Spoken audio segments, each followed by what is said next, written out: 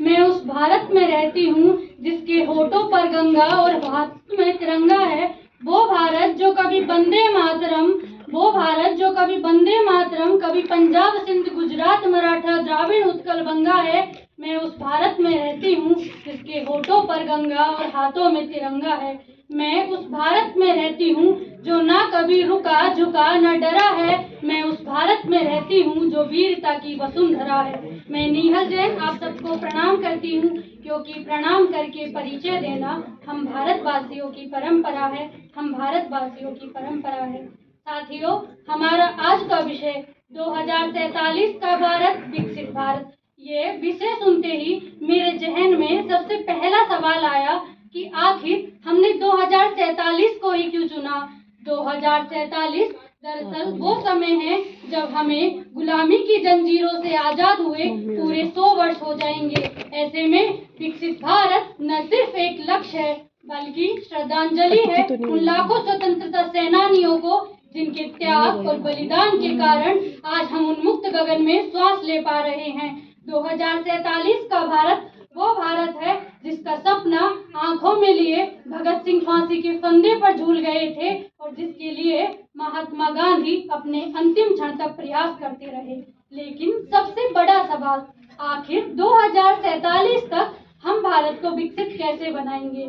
वर्तमान में भारत की अर्थव्यवस्था विश्व में 5वें स्थान पर है और अनुमान लगाया जा रहा है कि जल्द ही ये 4थे स्थान पर होगी।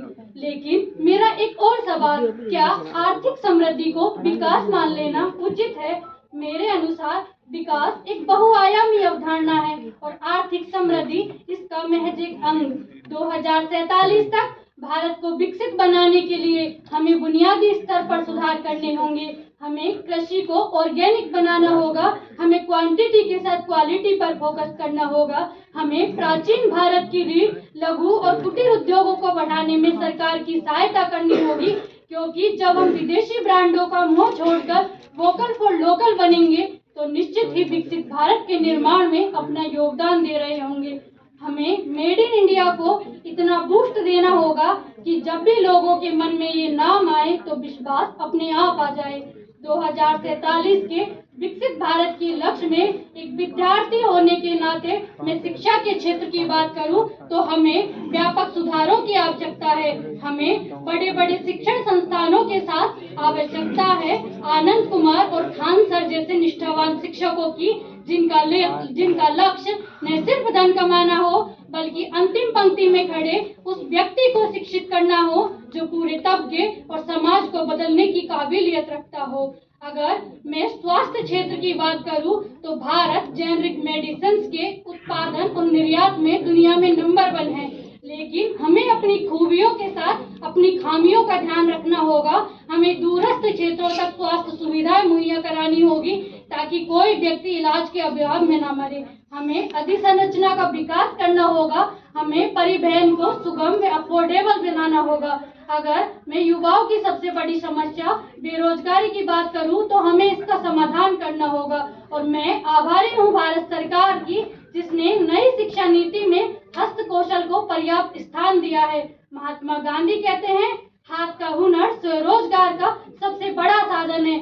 ऐसे में जब हमारे देश के युवा के पास हाथ का हुनर होगा तो न सिर्फ हमारी बेरोजगारी कम होगी बल्कि हम जॉब सीकर से जॉब प्रोवाइडर बन सकेंगे। अगर मैं आर्थिक विकास की बात करूं तो हमें खाद्यान्न सुरक्षा सुनिश्चित करनी होगी ताकि कोई व्यक्ति भूखा न सोए।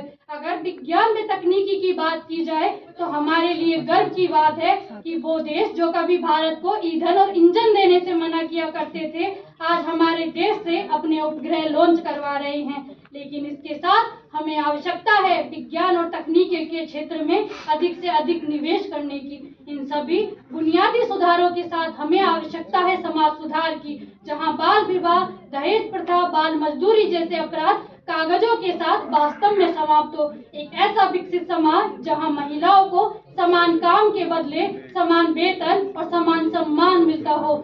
मैं कामना करती हूँ एक ऐसे विकसित भारत की जहां अनाथ आश्रम और वृद्धा आश्रम में लोग अपनों को छोड़ने नहीं बल्कि अपनाने जाते हो, जहां स्वतंत्रता, समानता और बंधुता हमारे अंतर मन में हो।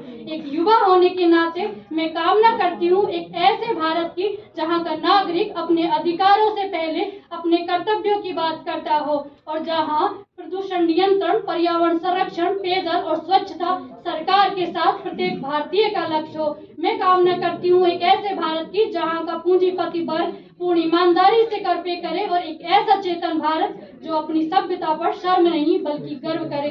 ऐसे भारत के निर्माण के लिए हमें अपनी जनसंख्या को भार के रूप में नहीं बल्कि लाभांश के रूप में देखना होगा, क्योंकि मेरा विकसित भारत महात्मा गांधी के सपनों का भारत है, जहां आत्मनिर्भरता, स्वाधीनता, सौहार्द और कर्मठता इसके अंग है। ये आंकड़ों वाला विकसित भारत नहीं, ये अंत्योदय में खड़े उस अंतिम व्यक्ति का कल्याण करने वाला भारत होगा जिसका लक्ष्य जन कल्याण से जगत कल्याण का होगा। माना सफर मुश्किल है, राह में कई चुनौतियां हैं, लेकिन हमें वाजपेयी जी की ये पंक्तियां याद रखनी है कि बाधाएं आती है आए, बाधाएं आती है आए, घिरे प्रलय की घोर घटाए, पांवों के नीचे अंगारे, सर पर बरसे यदि ज्वालाएं, निज हाथों से हंसते हंसते आग लगाकर जलना होगा, कदम मिलाकर चलना होगा, कदम मिलाकर चलना होगा।